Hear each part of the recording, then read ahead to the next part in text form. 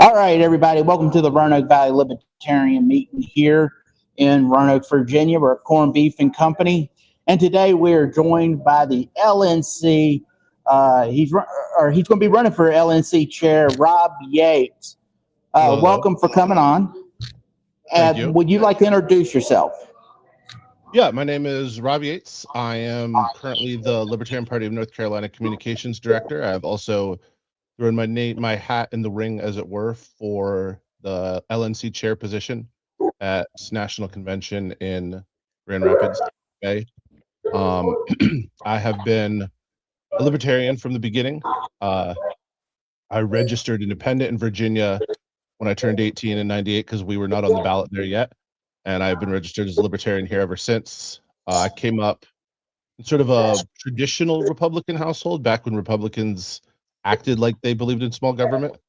I got to high school, and I always joke, I'm really not a big like marijuana rights or gay rights activist, but the two issues that bugged me the most in high school were gay marriage and marijuana being illegal, because I couldn't wrap my head around the party saying that they wouldn't legislate morality, and they didn't believe in big government trying to essentially prevent two people from entering into a contract or putting people in a cage for like doing something in their basement.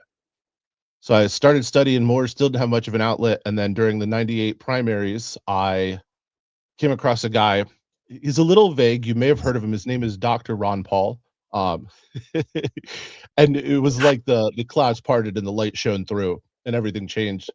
Got to college, did a lot of anti-war activism, discovered Reason magazine, and really kind of found a name for myself. And I don't tell this story much, and I should more, because it's one of my biggest flexes, I guess. So I went to George Mason and I studied technically English and psychology, specifically creative writing. But my dad turned me on to someone named Walter Williams, who taught at George Mason. And I went and introduced myself, and Dr. Williams is one of the most friendly, warm, kind people I've ever met. But he had me come and check out a few of his lectures. We got coffee a couple times, and he got me into Austrian economics. And, ever since, my journey has just been everything I do. It's like one step more. You can't get less libertarian once you've opened your eyes. So here I am, hoping to. I don't know. I don't like the concept of a quote unquote unity per se, because I think there's social compromise implied in that word that people don't want to make. But I want to be a solidarity candidate. I want to deprioritize the areas where we disagree, prioritize the much greater number of areas where we do agree. I want to work on messaging and communications and real outreach to grow the party, not turn people off before they've even had a chance to get to know where we are. And I want to see us actually start to be relevant, for real relevant in all areas of politics, so not just some areas where we're lucky or when the uniparty sees fit to try to leverage us. Right. Dr. Paul, I got out of the Navy in 2006, and I saw him. Can I jump in right there? This is important to me. Yeah. So, yes. Libertarian, freedom and liberty are my highest values. You were willing to die for mine. Thank you for your service from the bottom of my heart. Oh, you're welcome. But when I got out of the service, because I came from the Republican side, and the foreign policy is what got me out of the Republican Party. I was already losing faith in them, and then I saw Ron Paul on Fox News, and there was like a 5-minute piece on Neil Cavuto, and I said, "This is the guy that we need to be backing." And I remember I voted for him in '08 in the primary, and I voted for him in 2012 in the primary. And he's brought so many people over to the Libertarian Party, and I think he's definitely a great ambassador of the thing, and so many people like him. Yeah. Keep going. I'm sorry. I'm agreeing with you. Right now, no, I'm trying to think. Yeah, he's very good at it. But I tell you, the one thing that I've started to have my issues with the Libertarian Party about, since you're a communication director, I've never done drugs. I never did marijuana. I never did any type of alcohol, cigarettes, typical things. But I've always said legalize everything, but at the same time, I think just saying legalize it all, it's kind of scares everybody, because if you do legalize everything, there is ramifications to it, and I think that's one thing libertarians stop short on, that we go legalize sex work, let's just say, and then we just stop it. No, if you become a sex worker, there is some aspects you don't proudly walk down the street. I mean, I know there's some ladies and guys that'll do that, but for the most part, that's stuff that you don't really brag about. This is and also understand that it can bring bad things. What do you think about that? The messaging has been, we always stop short. It's the right message, but it's just, we need to continue it on so we don't scare people. Am I wrong? I think you hit on two things there that I think are important, and I work on them. I find myself falling guilty of these traps too. But the first one is we love to offer platitudes, but we don't explain what we're pushing back against or why it's a good idea. So it's not that we're for drug legalization or for sex work legalization. It's that we are for personal responsibility, personal accountability, and the removal of the government from every aspect of your life as long as you're not hurting someone else. And right, yes, those things being legal implies the government has some right to tell you not to. But yes, making those things legal is a necessary consequence of that. But it also, one of the things that drives me crazy is people that get real worked up about the drug legalization stuff. And I'm like, what are you worried about? That we'll have 100,000 overdose deaths? Oh, wait, because that happened last year and everything's illegal. Are you worried about people stealing and doing a bunch of drugs? Like, all of this is enabled because of prohibition-based policies. And right. the second thing that you get at, so you're talking about like the social pressure on a sex worker. When you add the element of personal accountability, what you do is you incentivize everyone to work for bettering the collective through themselves. You get in a position where instead of shaming the sex worker, they're saying, how does someone get in this position? Because you're right, almost no one wants to be doing that. So now they're looking around. What job opportunity did she not have? What thing are we missing? How can I, as an individual, voluntarily commit to a better society instead of the government trying to come down and socially engineer how things work out? And that's where you actually end up.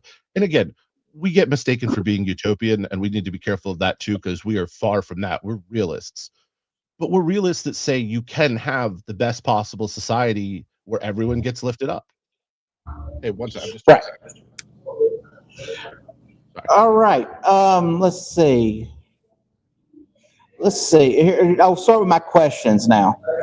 What motivated you to run for the LNC chair at this time, and what do you see the biggest challenges facing the Libertarian Party heading into 2026? I'm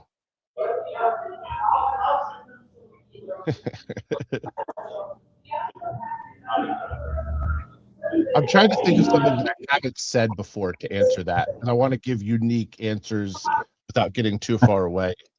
So I'm not going to sit here.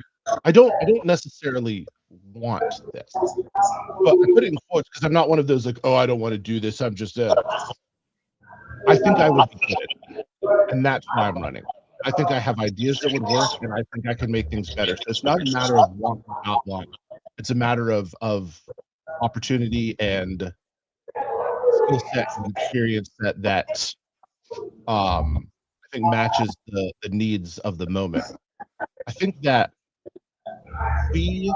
I don't know if you're familiar with game theory.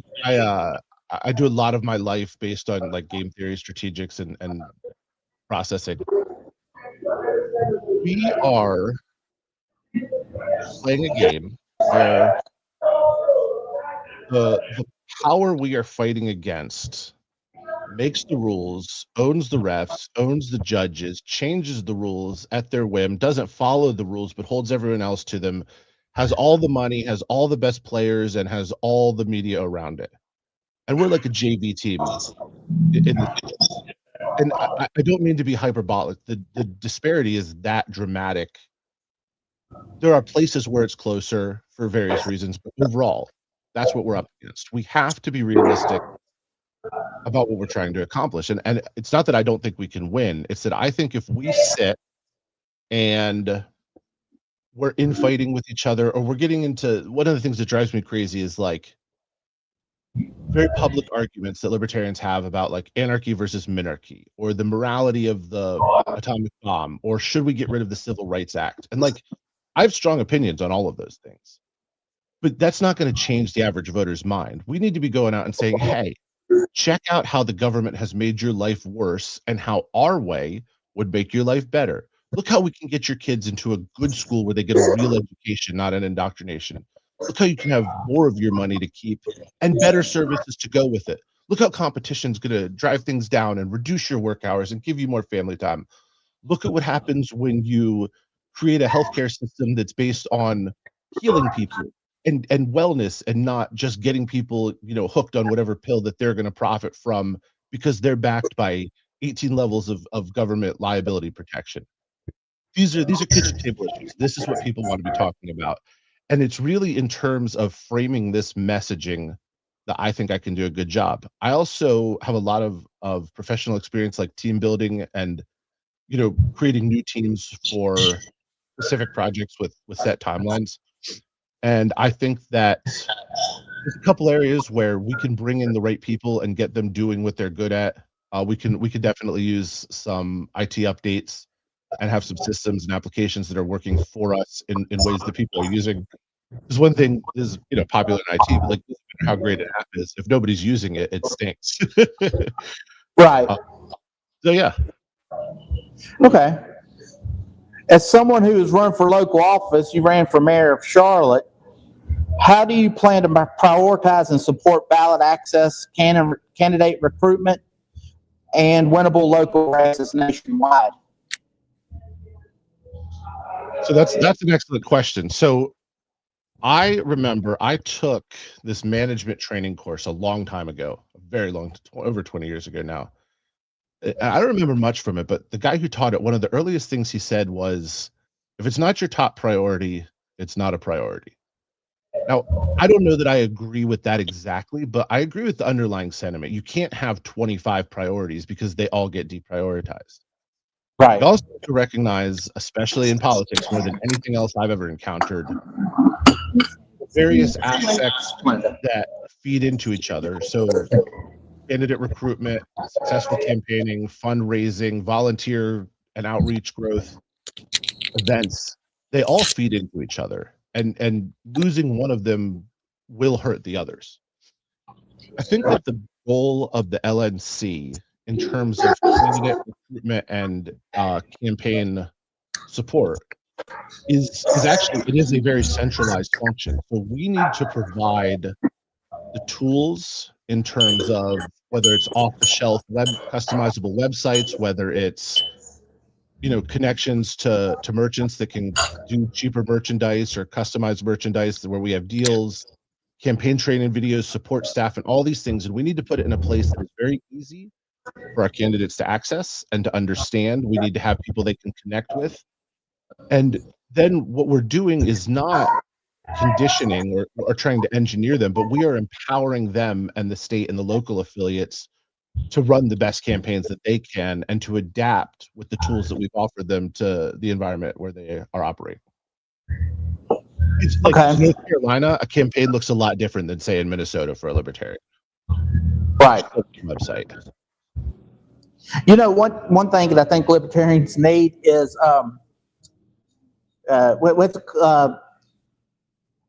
those that'll come in, they'll tell you how to dress. You know, even myself, because like when I think about myself and like the colors play really into, you don't even think about it, but like if you wear a red tie, this means this. People think at, you know, with a fashion coordinator. And I think that's an important thing that people should be thinking about too, always when they run for public office. To think about things like that. But yes, the LP has experienced internal divisions in recent years. How would you work to bridge the gaps between the different factions? That's blew my mind as bad as it's been. I've never seen it. I've been here since 2010, and I can't ever remember it being so. All right, when Chase Oliver wins, this side seemed to lay down. If had it been Michael Rechtenwald, this side would have laid down. I don't feel that it would have been any, and kiss my ring. I'm the real libertarian in the room, so blah blah blah. I'm not at all. And that just like give me a break here. We're on the same team here. So what would you do? Well, I want to go back to the thing you said about like how to dress. Because little things like that are important and we miss it. And so I love meeting and talking with libertarians. So like I come down, I'm wearing a Blink 182 t-shirt. I'm meeting y'all. I knew it wasn't going to be an issue. I don't look bad. I'm just, right. Tie, but you get it. But if one of my candidates is going to an event with normies, so to speak, I'm like, you put on a tie or a sweater, or you dress appropriately to the situation. You think about the colors you're wearing. If you're wearing all blue or all red, you're sending a message. These are things you got to ponder all the time. And that actually feeds into the question about nationalism. All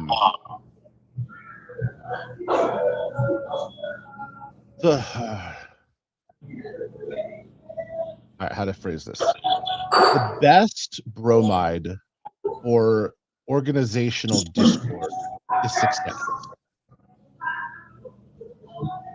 So you want to fix the factions, you want to fix the breach, let's start succeeding. Let's give people something to rally around. If it feels like we're failing, if things are bad, then you're fighting with each other, there's finger pointing, there's blaming going on.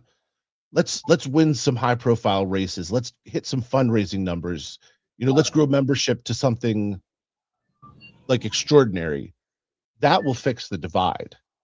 And then you just have to require that people operate in good faith. So it's okay to be wrong. In fact, it's necessary to be wrong, and you learn from it. And when something doesn't work, we say, okay, now we know that doesn't work. We'll try the next thing.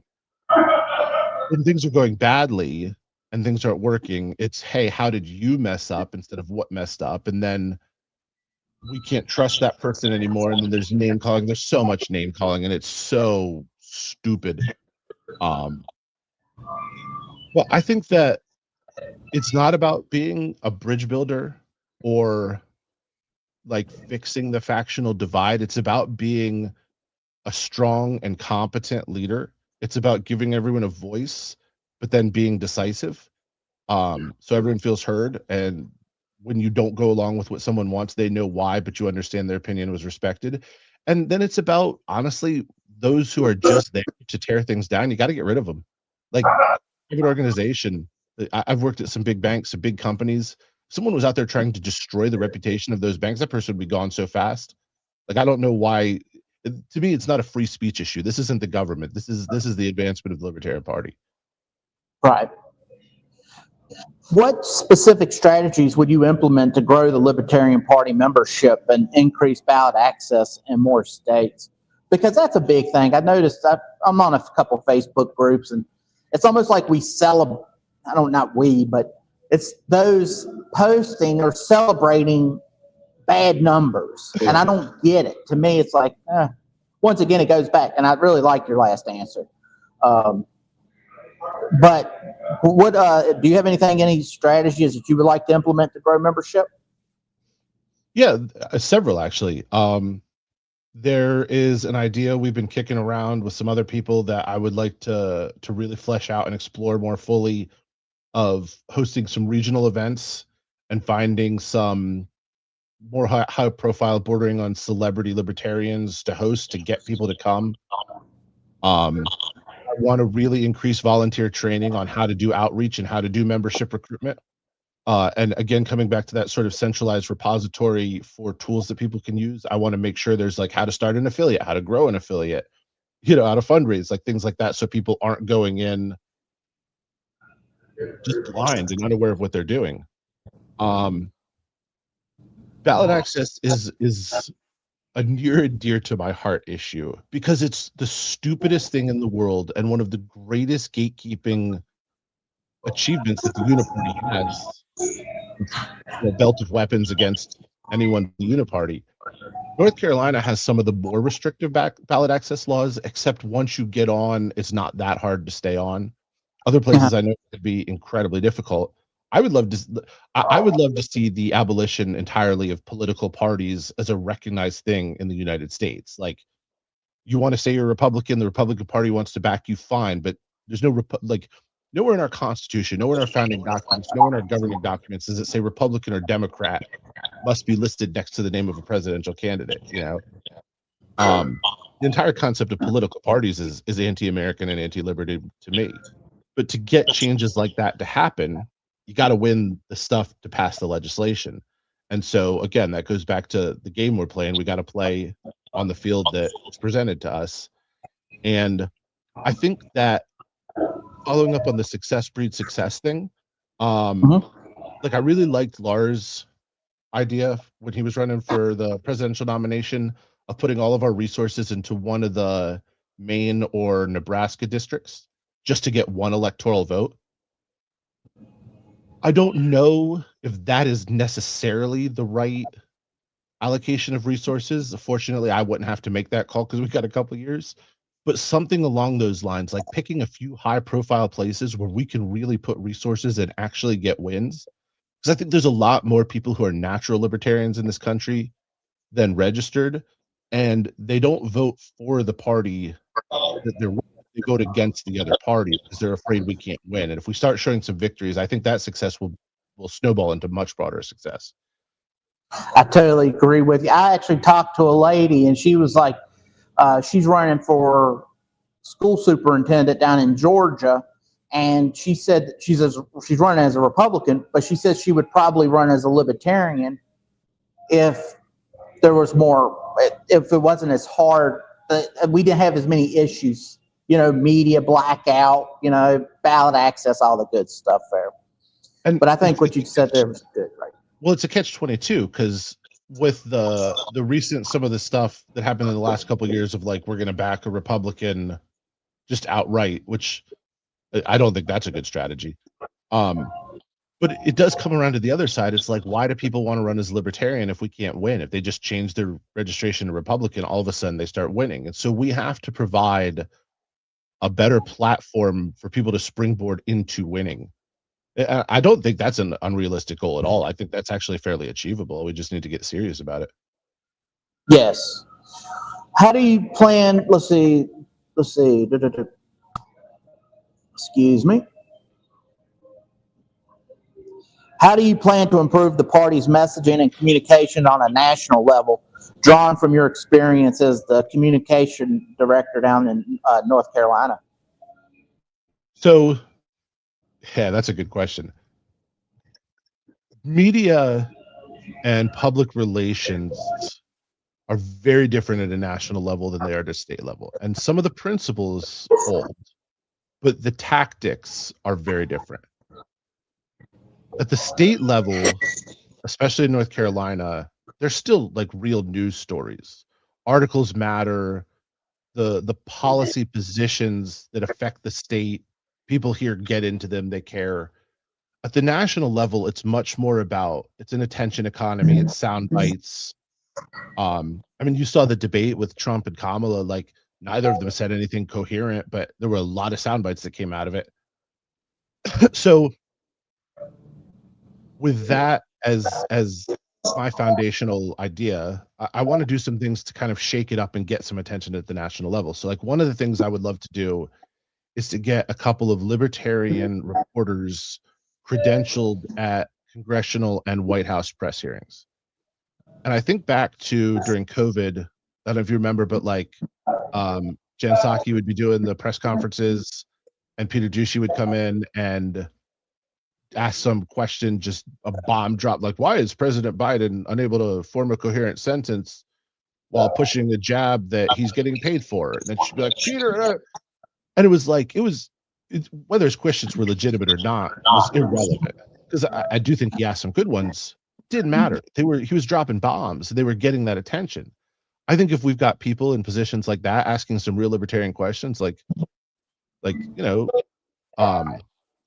why can't I think of her name? What's our 28-year-old press secretary's name now? Oh, I know who.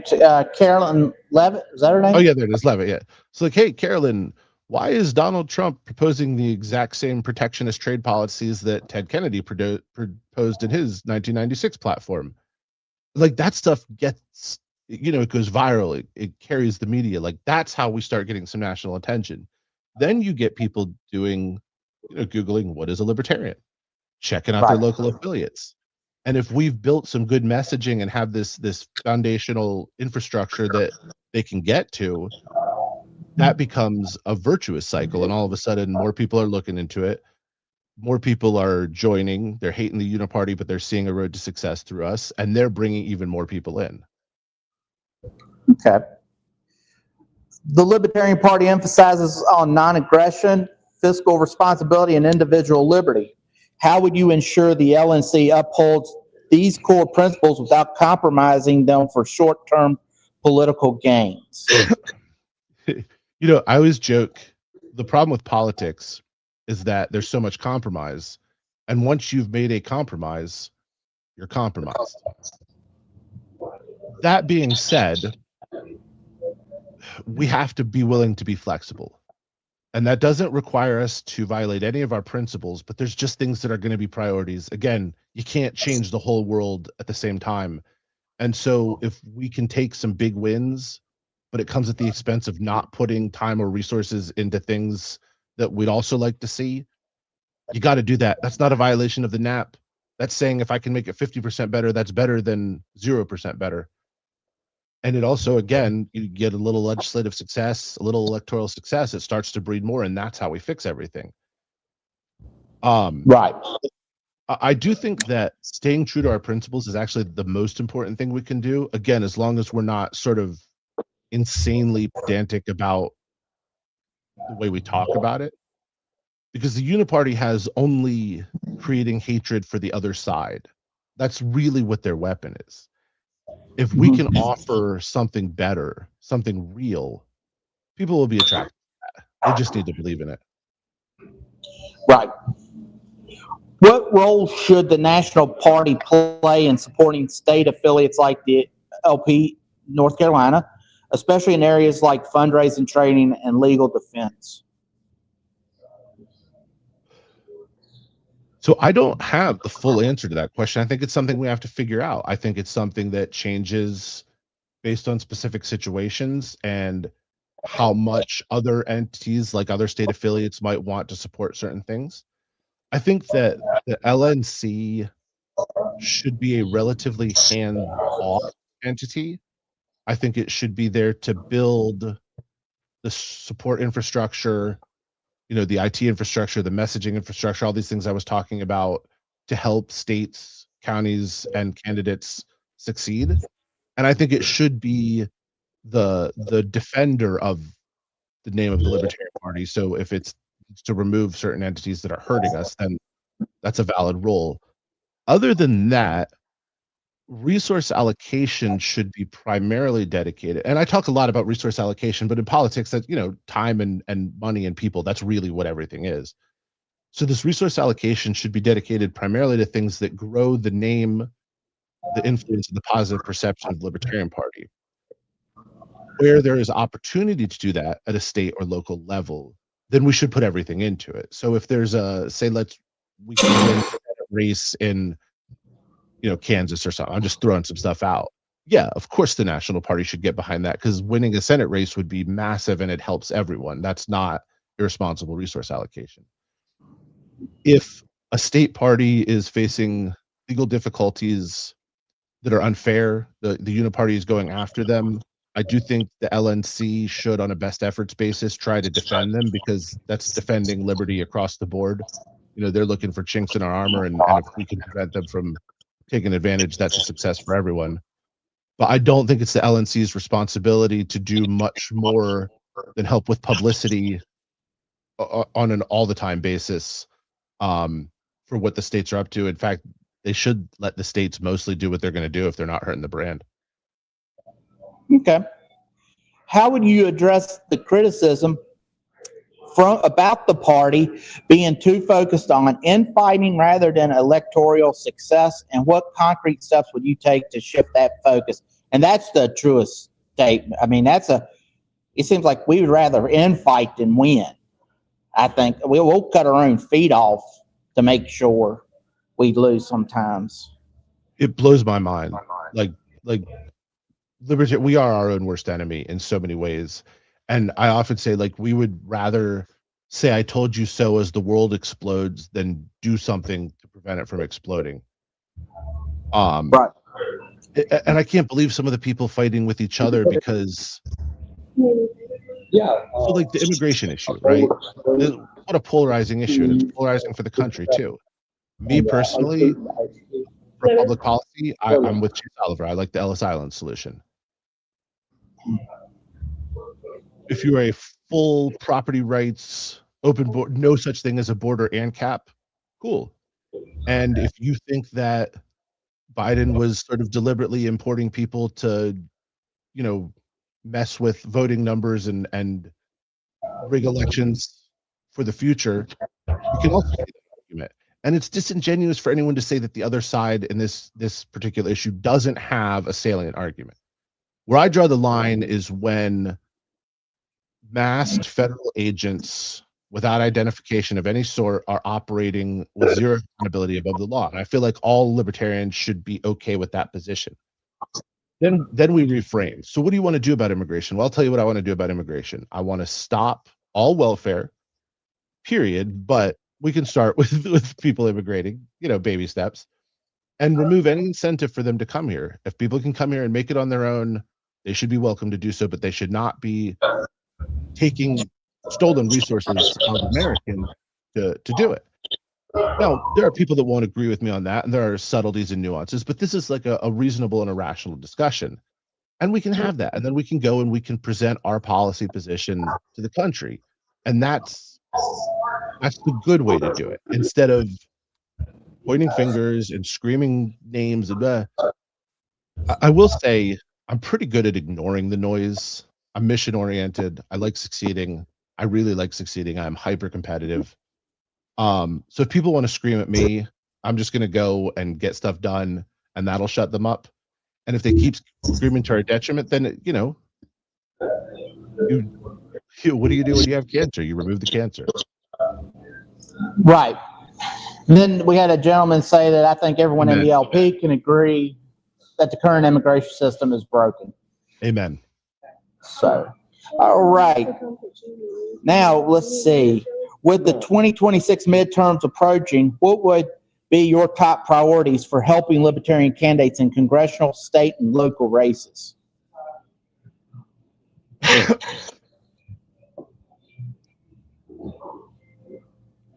So in 2024, North Carolina ran more state level candidates, third-party candidates, excuse me, state level third-party candidates than every other state put together.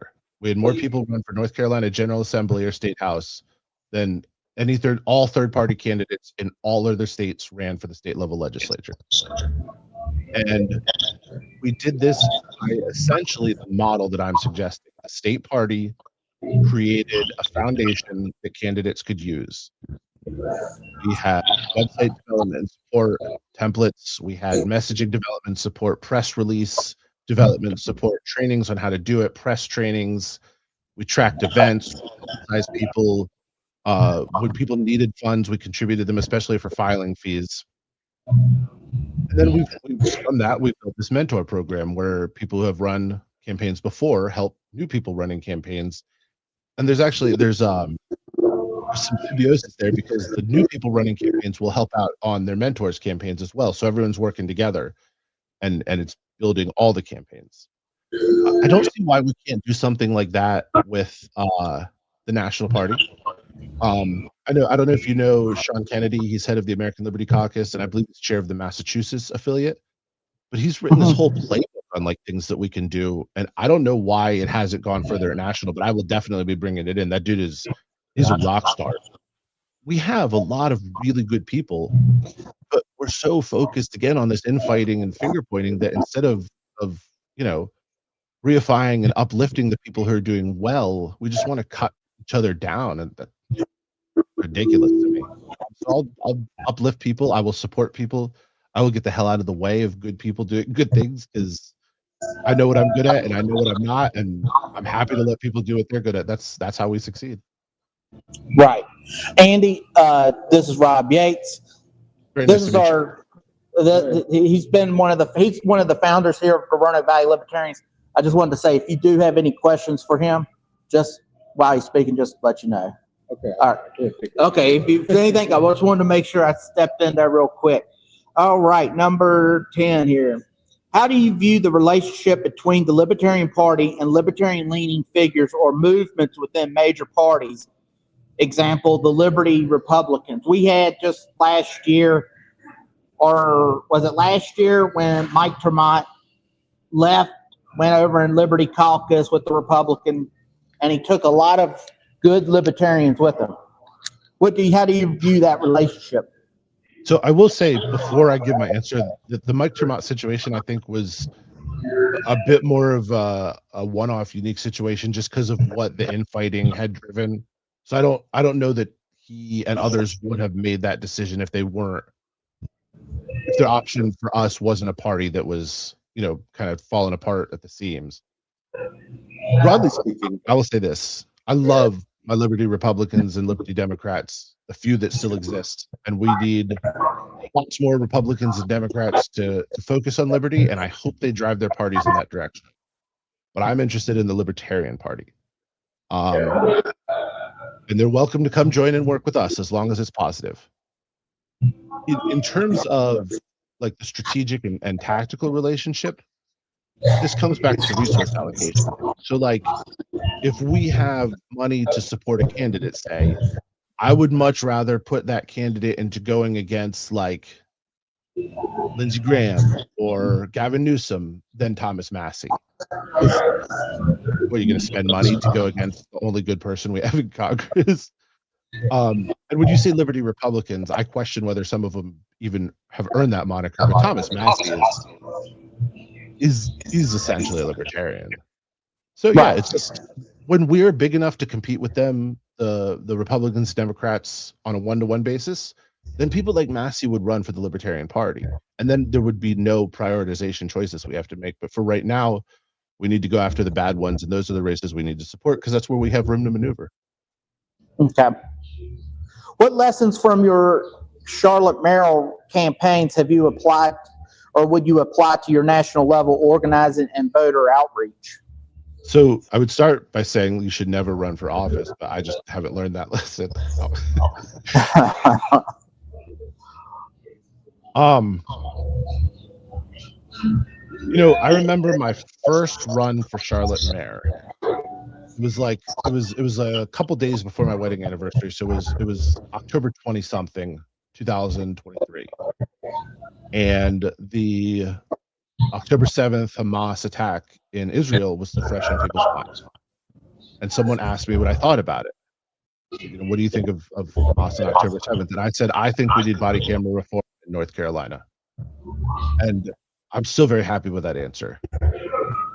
Remember that there are two things that matter in changing people's political mind. First is the economy. When Clinton said it's the economy, stupid, he knew exactly what he was talking about. You hurt people's wallets, you make them scared about food on the table, about where they're going to sleep, about their future. Nothing else matters, and they will give up their safety for that. And the second thing is it's local kitchen table issues. People don't care so much even about like a war overseas, but they care about people they know being brought to a war overseas. Defend the guard is a much more palatable thing to push than just I'm against war. Well, what does that mean? Who's for war? But are you against all wars? What if someone attacks us? Like, don't leave room for philosophical wavering. Give answers, give solutions, and explain why our solutions are better and why things aren't working the way they are now. And I think that addresses the entire messaging issue from the top all the way to the local candidates.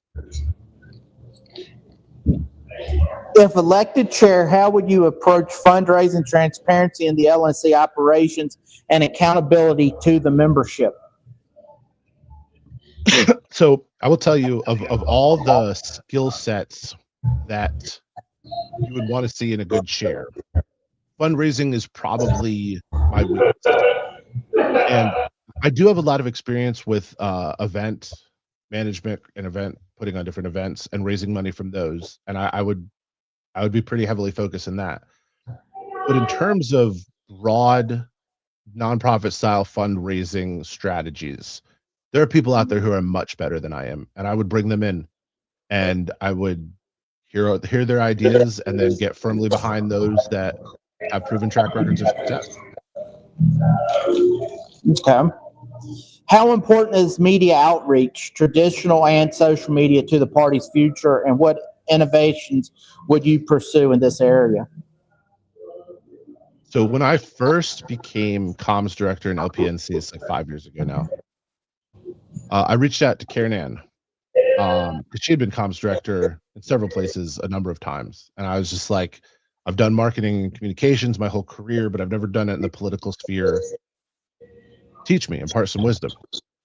And she had a lot to impart, but one of the things she said was put out a press release every week, because you never know when it'll be slow news week or something will just get picked up. Now, we actually put one out every other week, and there's just a cadence issue with that. But it has borne positive results many times. Stuff comes through, it gets picked up, all of a sudden it's on the wires, you're seeing in a bunch of different news outlets. We're getting calls, now we're getting on the radio. I think that successful media outreach, like I said, there are some things you can do at the federal level where you can take advantage of, the whole social media and viral attention economy. But at a grassroots level, successful media outreach, you just got to put in the grind. You got to put out the content. You got to stay relevant. You got to have fresh opinions on things that are happening right now, and you just keep doing that. And that's you build. It's something to build. It doesn't just happen. Or rare, and then you got the flash in the pan syndrome. If you can't keep up at that level, all of a sudden you're irrelevant again. Okay. What is your vision for the Libertarian Party in the next 4 to 8 years, and how would your leadership move us closer to electing more libertarians and advancing liberty? So I think the first thing that we really need to do, probably over the next 2 years, is bolster our foundation and solidify that foundation for significant growth after that. So get membership and fundraising numbers back up, probably a little over the highest they've ever been, but not some exponential growth, and settle there and be confident there.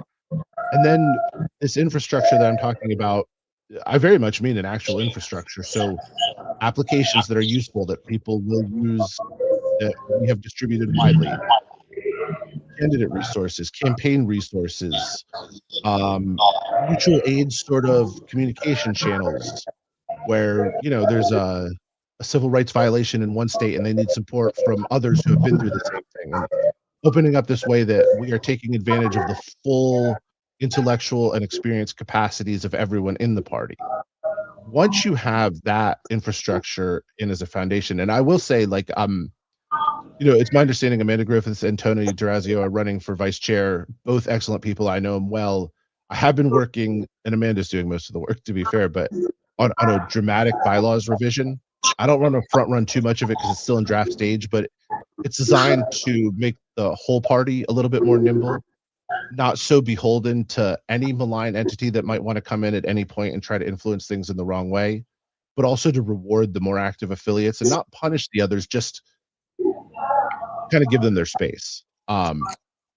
So along those lines, you create this more nimble, more flexible, but more active national entity, and create a foundation that the state affiliates can build on.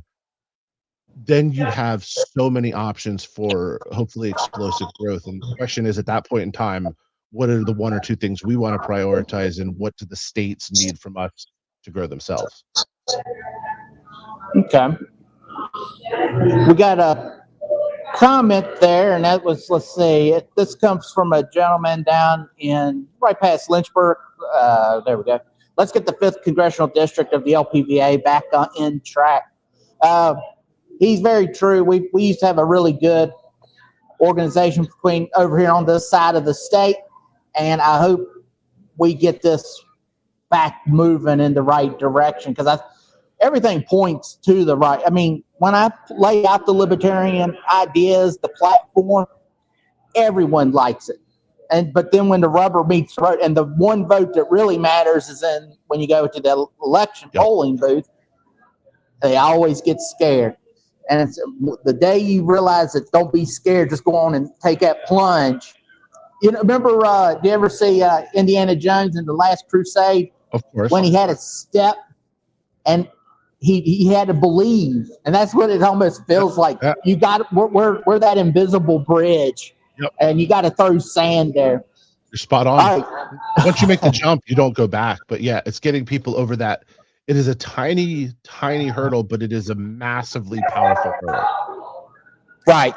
And yeah, you know, shoot, there's been multiple times where I've tried to plug back in, and that's just like I can't, you know, the plug don't fit. You know, it's like the Matrix. I'm trying to, it just don't work.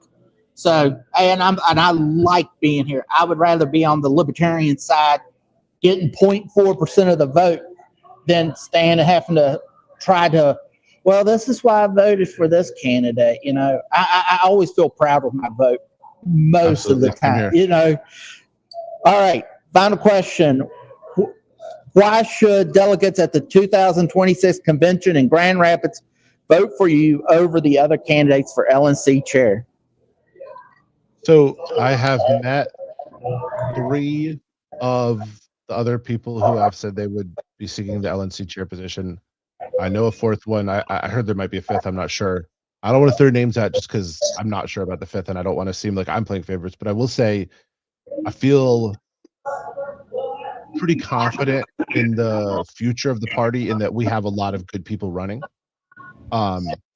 So I don't want to tell you you should vote for me over them. I want to tell you, here are my ideas, and here's why I think they will work, and I'm very confident in them. And if you like my ideas, then you should absolutely vote for me. And if you don't, I'm not going anywhere. I'll be trying those ideas somewhere else. So, you know, just listen to what each person's plan is, and I believe mine's the strongest. I'm confident in winning votes, just on the battlefield of ideas. All right. You sounded very good. Thank you so much for coming on. And this will be my last question. What did you think of Blink 182 when was it Tom DeLonge was out of the band and they had the other guy in? I thought it was a good band. I shouldn't have said that. I should say, what did you think of it before I give you my opinion?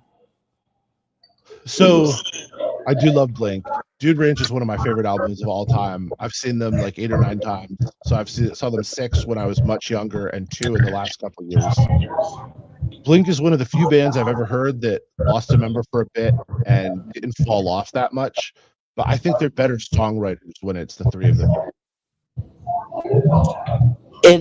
I agree with you. But I did like the other stuff that the other guy brought in. And I can't remember his name, but I thought that Dark Side, I thought it was good.